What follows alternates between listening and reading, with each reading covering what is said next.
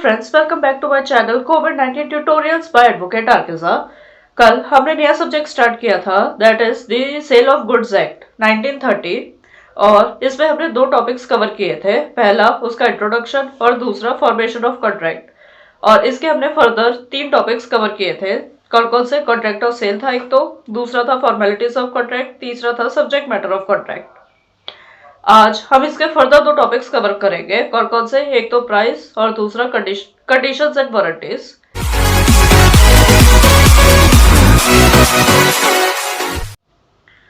तो आइए शुरू करते हैं। सबसे पहले बात करते हैं प्राइस की। Section 9 ascertainment of price. इसमें क्या है, जो प्राइस है वो कैसे डिटरमिन की जा सकती है, दैट इज कैसे असर्टेन करना है कि जो ये गुड्स है उनका पर्टिकुलर प्राइस है। ये तीन तरीके से हो सकता है। पहला, जो पार्टीज है वो कॉन्ट्रैक्ट में मेंशन कर दे कि इतनी प्राइस आपको पे करनी है गुड्स की। सेकेंडली, पार्टीज के ऊपर छोड़ दो कि जैसा मैनर वो चाहे उस मैनर के अकॉर्डिंगली वो प्राइस को डिटरमिन कर सकते हैं।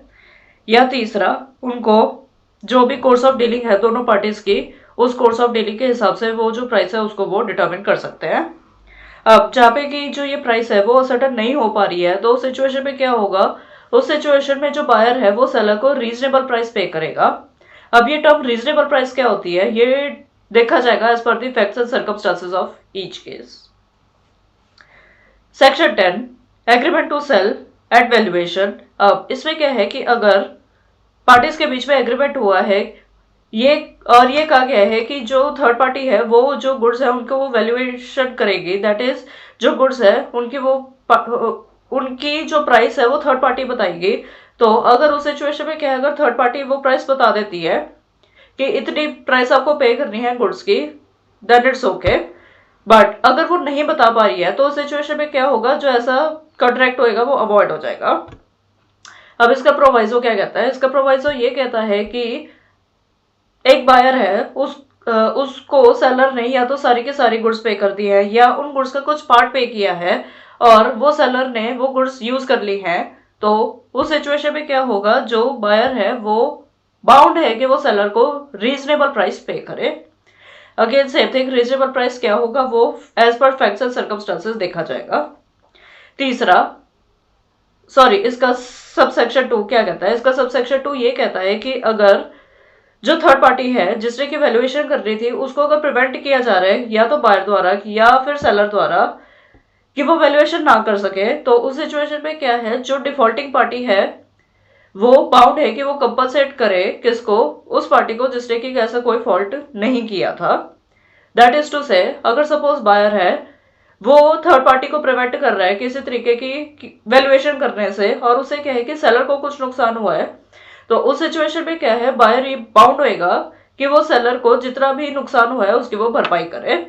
सिमिलरली, अगर सेलर प्रिवेंट कर रहा है बायर को कि वो वैल्यूएशन ना कर सके गुड्स की और इससे बायर को कुछ नुकसान हुआ है, तो इस केस में क्या होगा, सेलर की ये ड्यूटी है, दैट इज सेलर बाउंड है कि वो बायर को जितना उसका लॉस हुआ है उसकी वो भरपाई कर। अब हम बात करते हैं कंडीशन एंड वारंटीज के बारे में। Section 11 stipulation as to time. इसमें क्या है, जनरल रूल इसका ये कहता है कि अगर कॉन्ट्रैक्ट है उसमें कुछ टाइम मेंशन कर दिया कि इस टाइम के अंदर अंदर आपको जो कॉन्ट्रैक्ट है वो परफॉर्म करना है, तो जरूरी नहीं है कि जो टाइम वो मेंशन किया गया है वो जो कॉन्ट्रैक्ट है, कॉन्ट्रैक्ट ऑफ सेल है, उसका वो एसेंस हो, दैट इज वो इम्पोर्टेंट पार्ट हो। बट अगर कॉन्ट्रैक्ट के टर्म्स को पढ़ के ये पता चलता है कि अगर उस टाइम के अंदर अंदर कॉन्ट्रैक्ट परफॉर्म नहीं होता है तो इससे लॉस कॉज होगा, तो उस सिचुएशन में क्या है, जो टाइम मेंशन किया गया उस कॉन्ट्रैक्ट में उसको कहा जाएगा कि वो एक एसेंस है किसका? कॉन्ट्रैक्ट ऑफ सेल का। और अगर उस टाइम के अंदर अंदर कॉन्ट्रैक्ट नहीं परफॉर्म होता है तो लॉस कॉज हो सकता है किसी को भी, दैट इज बायर को भी हो सकता है, सेलर को भी हो सकता है। Section 12 condition and warranty. अब वो गुड्स जो कि एक कॉन्ट्रैक्ट ऑफ सेल का सब्जेक्ट मैटर फॉर्म करते हैं उसके रिगार्डिंग अगर कोई भी स्टिपुलेशन लगा दी जाती है, वो स्टिपुलेशन क्या होगी, वो या कंडीशन होगी या वारंटी होगी। अब कंडीशन कब होगी? वो कंडीशन वो तब होगी अगर जो मेन पर्पस है कॉन्ट्रैक्ट का वो एसेंशियल पार्ट है और अगर उस एसेंशियल पार्ट का ब्रीच होता है तो उसमें क्या होगा, लॉस कॉज होगा किसको? दोनों में से किसी भी पार्टी को। और अगर ऐसा लॉस कॉज हो रहा है तो उस सिचुएशन में जो एक कॉन्ट्रैक्ट है वो रेपुडिएट हो जाएगा। अब वारंटी क्या होती है? वारंटी होती है कि जो कंडीशन मेंशन्ड है कॉन्ट्रैक्ट में, उसके कोलेट्रल दैट इज उससे साथ लगती कोई चीज हमने लिख दी है कॉन्ट्रैक्ट में, और अगर वो कंडीशन या वो कॉन्ट्रैक्ट को तोड़ते हैं तो उसमें आप डैमेजेस क्लेम कर सकते हो। उसमें आप ये नहीं कह सकते हो कि मैं गुड्स नहीं लूंगी या लूंगा इस द केस में भी, या फिर आप उस कॉन्ट्रैक्ट को रेपुडिएट नहीं कर सकते हो। जहाँ पे की जो स्टिपुलेशन है कॉन्ट्रैक्ट ऑफ सेल की, वो कंडीशन या वारंटी है वो किस में देखी जाएगी? वो जो भी फैक्ट्स और सर्कमस्टांसेस है कॉन्ट्रैक्ट के, उसके अकॉर्डिंगली हम देखेंगे कि जो कॉन्ट्रैक्ट में मेंशन्ड है वो कोई कंडीशन है या कि वो कोई वारंटी है। अब कई बार ऐसा लगता है कि कॉन्ट्रैक्ट में कि एक कंडीशन लिखी गई है, बट जब हम पूरा कॉन्ट्रैक्ट हम देखते हैं तो वो कंडीशन नहीं होती है, वो बियरली एक वारंटी होती है। अब हम बात करते हैं सेक्शन 13 की, when condition to be treated as warranty. अब इसमें क्या है कि जो एक कंडीशन है उसको वारंटी कब ट्रीट किया जाएगा? जब एक कॉन्ट्रैक्ट है सेल का, वो उस पर कुछ कंडीशन लगा दी गई है जो कि सेलर ने परफॉर्म करनी है, बट सेलर ने वो कंडीशन परफॉर्म नहीं की है। तो उस सिचुएशन में क्या होगा? जो बायर है वो ये कंडीशन जो है उसको या तो वो वेव कर सकता है, या जो भी उसको उस कंडीशन की ब्रीच से कोई भी नुकसान हुआ है वो क्लेम कर सकता है, बट वो मना नहीं कर सकता कि मैं गुड्स नहीं लूंगा।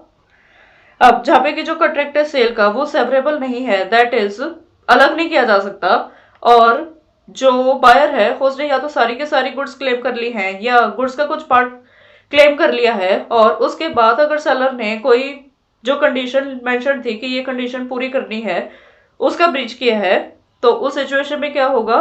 अगेन सेम थिंग, जो बायर है वो उन गुड्स के लिए कंपनसेशन क्लेम कर सकता है, वो रिफ्यूज नहीं कर सकता है कि मुझे गुड्स नहीं चाहिए, या जो भी मेंशन्ड है कॉन्ट्रैक्ट में मैं वो परफॉर्म नहीं करूंगा। अब कोई भी कंडीशन या वारंटी जो है वो परफॉर्मेंस उसकी नहीं होगी कब? अगर लॉ क्या देता है कि आपको ये कंडीशन या ये वारंटी जो है परफॉर्म करने की जरूरत नहीं है। क्यों? क्योंकि वो इम्पॉसिबल है उसको परफॉर्म करना। अब क्योंकि इम्पॉसिबल है उस कोई कंडीशन वारंटी परफॉर्म करना, तो दैट्स ऑब्वियस कि जो लॉ है वो एनकरेज नहीं करेगा कि आपको ये कंडीशन या ये वारंटी जो है वो परफॉर्म करनी है। अब हम बात करते हैं implied undertaking as to the title etcetera, that is section 14 की। अब इस पे क्या है कि अगर कोई कॉन्ट्रैरी इंटेंशन अपीयर नहीं होती है तो सिचुएशन में क्या है, इम्प्लॉयड कंडीशन हो सकती है कि जो सेलर है वो ये कह सकता है कि ठीक है मैं अपनी गुड्स बेचने को तैयार हूँ, दैट इज सेल करने को तैयार हूँ मैं, या फिर वो एग्रीमेंट टू सेल कर सकता है, दैट इज वो कह सकता है कि मैं अपनी गुड्स जो है वो किसी फ्यूचर टाइम या फ्यूचर डेट पे बेचूंगा।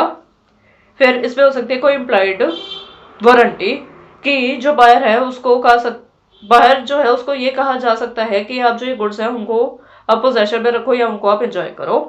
या एम्प्लॉयड वारंटी हो सकती है कि जो गुड्स हैं वो फ्री हों किसी भी तरीके की चार्ज से या कंपरेंस से in favour of third person, और जो वो थर्ड पर्सन है वो जो बायर है वो बायर को ना जानता हो या बायर की नॉलेज में ही ना हो कि ऐसा भी कोई थर्ड पर्सन एग्जिस्ट करता है, या तो कॉन्ट्रैक्ट के टाइम पे या कॉन्ट्रैक्ट से पहले एंटर करने में। Section 15 sale by description. अब इसमें क्या है कि एक बायर है वो कहते हैं कि मुझे इस पर्टिकुलर डिस्क्रिप्शन की गुड्स चाहिए, तो सेलर के लिए बहुत जरूरी है कि जो डिस्क्रिप्शन की गुड्स बायर मांग रहा है उसी डिस्क्रिप्शन की वो गुड्स उसको प्रोवाइड करे।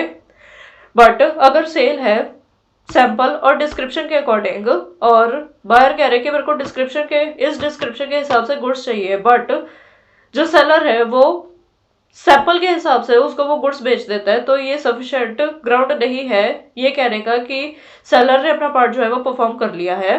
क्यों? क्योंकि सेलर को कहा गया था कि मुझे डिस्क्रिप्शन के हिसाब से गुड्स चाहिए, बट उसने सैंपल के हिसाब से उसको वो गुड्स दिखा दी है। सो ये वैलिड ग्राउंड नहीं है। दैट इज जो सेलर है उसको कॉन्ट्रैक्ट में जो भी मेंशन है कि मुझे डैमेजेस चाहिए, बायर को डैमेजेस वो क्लेम कर रहा है या वो गुड्स मांग रहा है, इस द केस में भी उसकी ऑब्लिगेशन जो है वो भी खड़ी है। Section 16 implied condition as to the quality और फिटनेस। अब इसमें क्या है कि जनरल रूल ये है कि कोई भी कंडीशन या कोई भी वारंटी जो है वो इम्पोज नहीं की जा सकती है एज टू द क्वालिटी या fitness of the good. But इसके कुछ एक्सेप्शंस हैं। वो कौन से एक्सेप्शंस हैं आइए जानते हैं। पहला, जहाँ पे कि जो बायर है उसने बता दिया सेलर को कि मुझे इस पर्टिकुलर पर्पस के लिए गुड्स चाहिए, और वो बायर जो है वो सेलर की जो स्किल है उसके ऊपर वो रिलाई कर रहा है कि ठीक है, मैंने जिस पर्पस के लिए जो गुड्स डिमांड की है सेलर मुझे उसी पर्पस की जो गुड्स हैं वो दिखाएगा।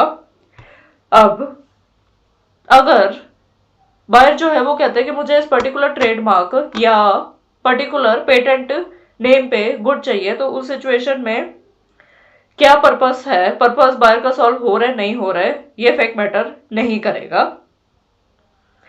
जहां पे जो गुड्स है वो डिस्क्रिप्शन एक पर्टिकुलर डिस्क्रिप्शन की है, और सेलर जो कि डील करता है उन डिस्क्रिप्शन की गुड्स में, कौन से डिस्क्रिप्शन जो कि बायर कह रहे हैं कि मुझे इस पर्टिकुलर डिस्क्रिप्शन की गुड्स चाहिए, और सेलर उन्हीं डिस्क्रिप्शन के गुड्स में डील करता है, तो उस सिचुएशन में क्या होगा, वो गुड्स जो है वो फिर मार्केटेबल क्वालिटी की होनी चाहिए।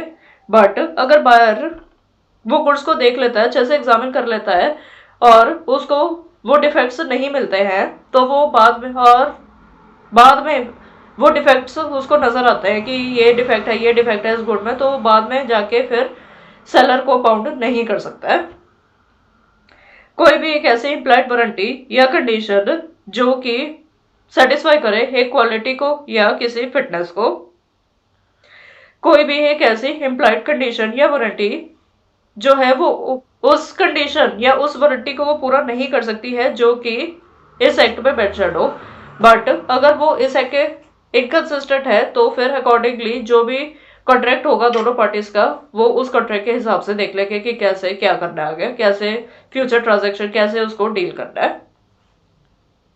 अब हम बात करते हैं सेल बाय सैंपल की, दैट इज सेक्शन 17। वो कॉन्ट्रैक्ट जो है सेल का वो बाय सैंपल हुआ है या नहीं हुआ है, ये कैसे डिटरमिन करेंगे, ये देखा जाएगा कि कॉन्ट्रैक्ट के एक्सप्रेस या उसके इम्प्लाइड जो टर्म्स है वो क्या कहती हैं। अब अगर कोई कॉन्ट्रैक्ट है वो सैंपल द्वारा हो रहा है तो उसके लिए 3 चीजें जरूरी है। पहली, जो बल्क है वो कॉरेस्पॉन्ड करना चाहिए विद सैंपल, दैट इज जो जिस चीज की डिलीवरी हो रही है वो जो है वो कॉरेस्पॉन्ड होना चाहिए, दैट इज सिमिलर होना चाहिए उसके अकॉर्डिंगली जो कि सैंपल पर्सन को दिखाया गया था उसके हिसाब से। जो बायर है उसके पास ये रीजनेबल अपॉर्चुनिटी होनी चाहिए कि वो जो बल्क उसके पास आया है वो उसको कंपेयर कर सके किसके साथ, सैंपल के साथ। अब जो ये गुड्स है वो फ्री होनी चाहिए किसी भी तरीके के डिफेक्ट से, और ये डिफेक्ट जो है वो ऐसा होना चाहिए जिससे कि जो बायर है उसने उसको अच्छे से एग्जामिन किया है बट फिर भी उसको वो डिफेक्ट जो है वो नजर नहीं आया है। सो फ्रेंड्स, आज के लिए बस इतना ही। अगर आपको मेरा ये वीडियो पसंद आया तो प्लीज़ मेरा चैनल सब्सक्राइब करना ना भूलें और बेल आइकन दबाना ना भूलें। Thank you.